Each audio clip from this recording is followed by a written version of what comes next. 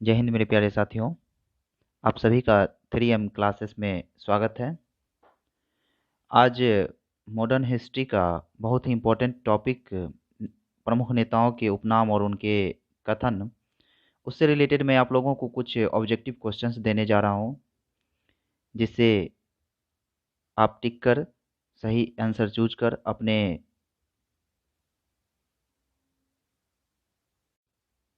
अपने तैयारी को जांचें। तो चलिए दोस्तों शुरू करते हैं। पहला क्वेश्चन है, फ्रंटियर गांधी किसे कहा जाता है? पहला क्वेश्चन है, फ्रंटियर गांधी किसे कहा जाता है?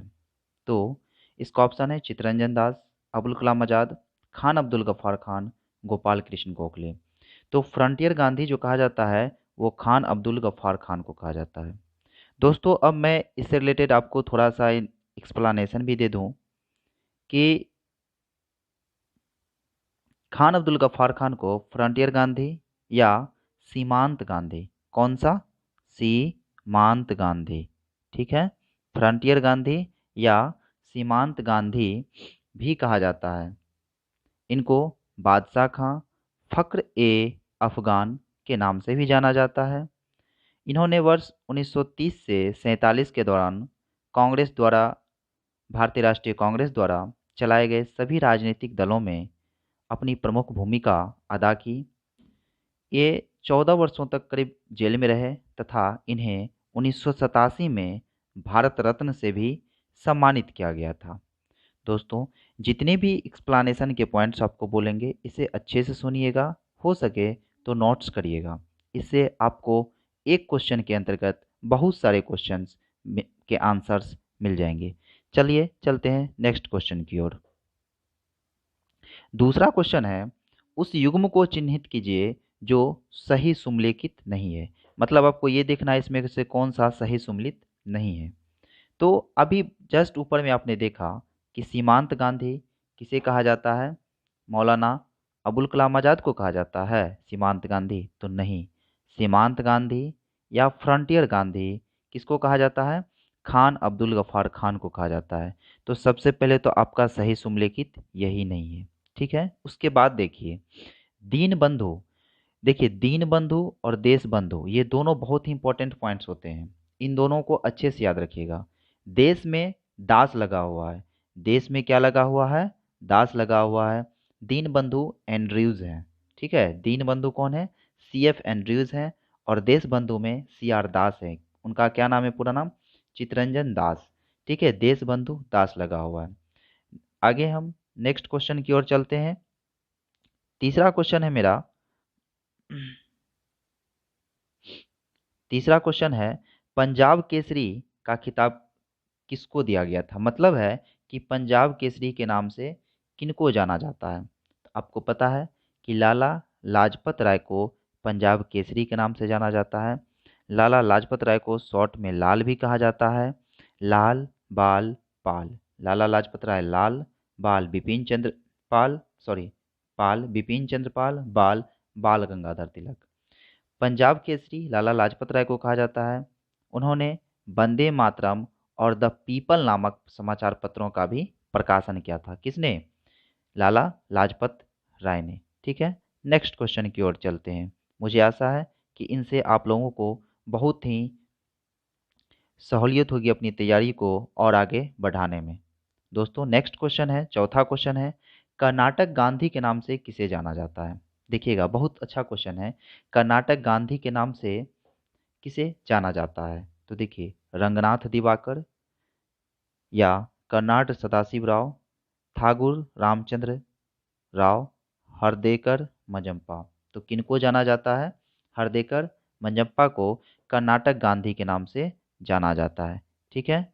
नेक्स्ट क्वेश्चन है, भारत के वयोवृद्ध व्यक्ति, ठीक है, वयोवृद्ध पुरुष किनको कहा जाता है? तो भारत के वयोवृद्ध ग्रैंड ओल्ड मैन किन्हें कहा जाता है? ये कहा जाता है दादा भाई नेहरू जी को, ठीक है। यह भारतीय राष्ट्रीय कांग्रेस के महत्वपूर्ण अधिवेशन में भी अध्यक्ष बने हैं। इन्होंने 1886, 1893 और 1906 ईस्वी में भारतीय राष्ट्रीय कांग्रेस का अध्यक्षता भी किया था। तो इसका आंसर क्या हो गया? दादा भाई नेहरू जी। इन्होंने आईएनसी का अध्यक्ष कब कब बना? 1886 में, ठीक है, उसके बाद 93 में, और फिर 1906 में। चलिए दोस्तों, नेक्स्ट क्वेश्चन की ओर जाते हैं। पाँच छठा क्वेश्चन है आपका, महात्मा गांधी को सर्वप्रथम राष्ट्रपिता के नाम से किसने संबोधित किया था? बहुत ही महत्वपूर्ण क्वेश्चन आता है। महात्मा गांधी को राष्ट्रपिता और महात्मा गांधी को महात्मा। दोस्तों, महात्मा गांधी को राष्ट्रपिता सुभाष चंद्र बोस कहे थे। देखिए यहाँ पे राष्ट्रपिता में स है, आधा सा, और सुभाष चंद्र बोस में भी वही सा है जो बापू के राष्ट्र में लगा हुआ है। इससे आपको याद करना आसान हो जाएगा, ठीक है। इससे आपको याद करना क्या होगा? आसान होगा। राष्ट्रपिता का स देख लीजिए और सुभाष चंद्र बोस का स देख लीजिए। इन्होंने इनको क्या कहा था? राष्ट्रपिता कहा था। और महात्मा किसने कहा था? रविंद्रनाथ टैगोर ने। चर्चिल ने गांधी जी को क्या कहा था? अर्धनग्न फकीर कहा था, ठीक है। सरोजनी नायडू ने क्या कहा था? दो महात्मा कहा था। किसको? सरोजनी नायडू ने दो महात्मा गांधी जी को और इरविन को कहा था, ठीक है। अब चलते हैं नेक्स्ट क्वेश्चन की ओर। नेक्स्ट क्वेश्चन है आपका, गांधी जी के नाम के साथ प्रत्यय महात्मा, अभी जस्ट आपको बताया महात्मा किसने जोड़ा था या कब जोड़ा गया? तो देखिए महात्मा, तो ये बात आपको कंफर्म है कि महात्मा जो है रविन्द्रनाथ टैगोर जोड़े थे। लेकिन कब जोड़े थे? तो चंपारण सत्याग्रह के दौरान। आपको पता है कि जब गांधी जी 1915 में दक्षिण अफ्रीका से भारत लौट के आए थे, तो भारत में उनका पहला सत्याग्रह कहाँ हुआ था? चंपारण हुआ था। और चंपारण कहाँ है? बिहार में है। किस लिए हुआ था? नील की खेती के लिए हुआ था। और उसको तीन कठिया पद्धति भी कहा जाता है, जो कि 1 बीघा जिसमें 20 कट्ठा होते हैं, उसमें 3 कट्ठा नील की खेती करना अनिवार्य था। नेक्स्ट क्वेश्चन है आपका, स्वतंत्रता मेरा जन्मसिद्ध अधिकार है और मैं इसे लेकर रहूंगा, यह शब्द किसके हैं? स्वतंत्रता मेरा जन्मसिद्ध अधिकार है और मैं इसे लेकर रहूंगा, यह शब्द किसका है? यह शब्द है बाल गंगाधर तिलक का। किसका है? बाल गंगाधर तिलक। अब देखिए बाल गंगाधर तिलक है तो यहाँ पे लोकमान्य तिलक आपको दिया हुआ है, ठीक है। मतलब आप कह सकते हैं कि बाल गंगाधर तिलक का उपाधि क्या है? लोकमान्य भी है, ठीक। नेक्स्ट क्वेश्चन की ओर चलते हैं। नेक्स्ट क्वेश्चन है आपका, किसने कहा था भारत को एकजुट होना होना है और एक बार फिर अपने बल से पूरे विश्व पर विजय प्राप्त करना है?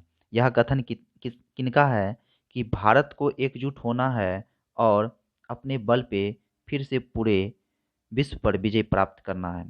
तो यह कथन किनका था? स्वामी विवेकानंद का है, ठीक है। दोस्तों, स्वामी विवेकानंद का जन्म कब हुआ है? 12 जनवरी 1863 को। कहाँ? वर्तमान कोलकाता में हुआ था, ठीक ना।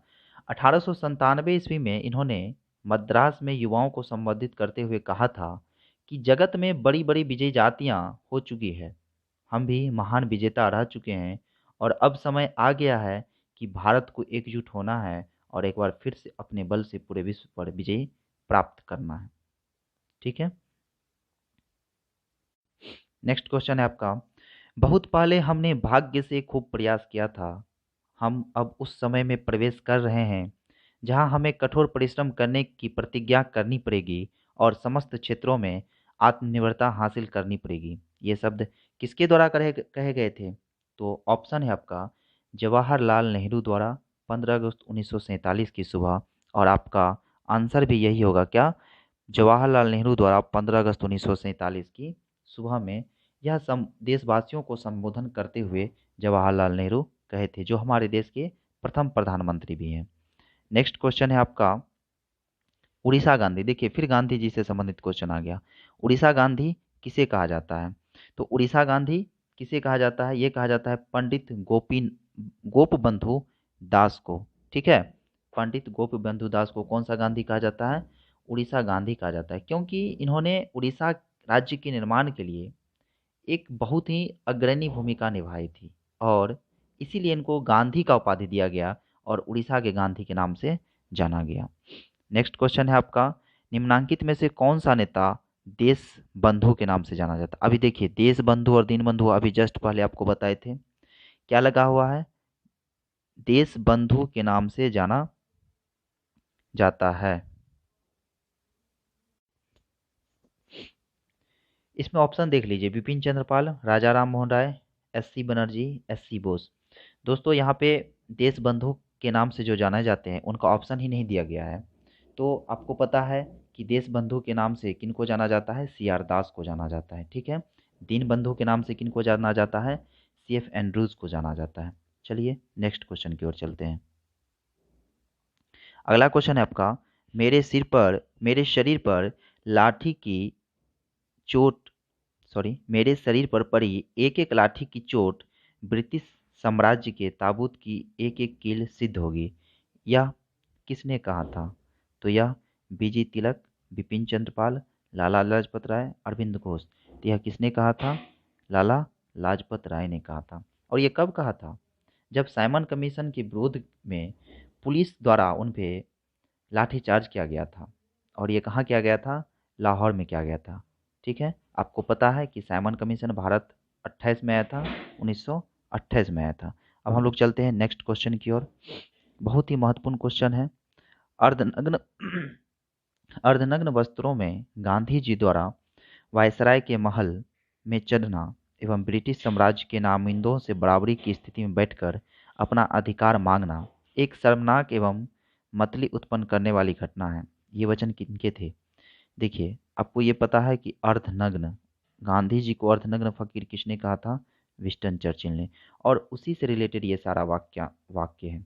तो हम थोड़ा सा अगर गैस करके ये कह दें कि यह विंस्टन चर्चिल का है तो कहीं गलत नहीं कहेंगे। मतलब ये किसने कहा था? विंस्टन चर्चिल ने।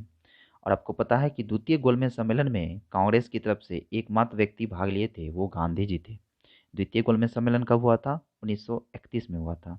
ऐसा कहा जाए कि तीनों गोलमेज सम्मेलन में कांग्रेस की तरफ से एकमात्र व्यक्ति गांधी जी भाग लिए थे, और तीनों गोलमेज सम्मेलन में कांग्रेस सिर्फ दूसरे गोलमेज सम्मेलन में ही भाग लिए थे। तो जब द्वितीय गोलमेज सम्मेलन में गांधी जी द्वारा ब्रिटिश सरकार से बराबरी की स्थिति में बैठकर अपने अधिकार मांगने पर ये वचन उस टाइम विपक्ष में रहे विंस्टन चर्चिल ने दिया था, और उसी टाइम गांधी जी को अर्धनग्न फकीर किसने कहा था? विंस्टन चर्चिल ने कहा था। चलते हैं नेक्स्ट क्वेश्चन की ओर। लोकनायक की उपाधि किसे प्रदान की गई है? दोस्तों, लोकनायक की उपाधि देखिए, लोकनायक की उपाधि किसे प्रदान की गई है? तो लोक लोकनायक की उपाधि जयप्रकाश नारायण को दी गई है, ठीक है। जयप्रकाश नारायण को लोकनायक जयप्रकाश नारायण कहा जाता है। जयप्रकाश नारायण जो भारतीय स्वतंत्रता सेनानी और राजनेता थे, इन्होंने 1970 के दशक में इंदिरा गांधी के विरुद्ध विपक्ष का नेतृत्व करने के लिए इन्हें जाना जाता है, और समाज सेवक थे। इन्हें 1999 ईस्वी में भारत रत्न भी दिया गया था, ठीक है। चलते हैं नेक्स्ट क्वेश्चन की ओर और लास्ट क्वेश्चन की ओर। किस व्यक्ति किस व्यक्ति को बादशाह खान के नाम से जाना जाता है? तो ये है खान अब्दुल गफ्फार खान। देखिए, पहले क्वेश्चन में मैंने आपको बताया था खान अब्दुल गफ्फार खान को और किस किस नाम से जाना जाता है। फ्रंटियर गांधी भी कहा जाता है, सीमांत गांधी भी कहा जाता है, ठीक है। बादशाह खान तो अभी आप देख ही लिए। फ़ख्र ए अफ़गान के नाम से भी जाना जाता है, ठीक है। 1987 में इन्हें भारत रत्न भी मिला था। इनको सरहदी गांधी भी कहा जाता है, बच्चा खां भी कहा जाता है, ठीक है। सरहदी सरहदी गांधी और बच्चा खां बच्चा खां के नाम से भी जाना जाता है, ठीक है। ये बलूचिस्तान के, वर्तमान बलूचिस्तान के एक नेता थे और भारत की स्वतंत्रता संग्राम में भाग लिया था। तो खान अब्दुल गफ्फार खान के बारे में आपको जितने भी पॉइंट्स बताएं वो कहीं ना कहीं नोट्स कर लीजिए। दोस्तों, अगर यह वीडियो आपको अच्छा लगे तो इसे लाइक, शेयर और सब्सक्राइब करना ना भूलें, तथा अपने पढ़ाई को आगे रखने के लिए कंटिन्यू एक टेस्ट जो मैं अपलोड करता रहूँगा उसे ज़रूर दें। जय हिंद मेरे प्यारे साथियों।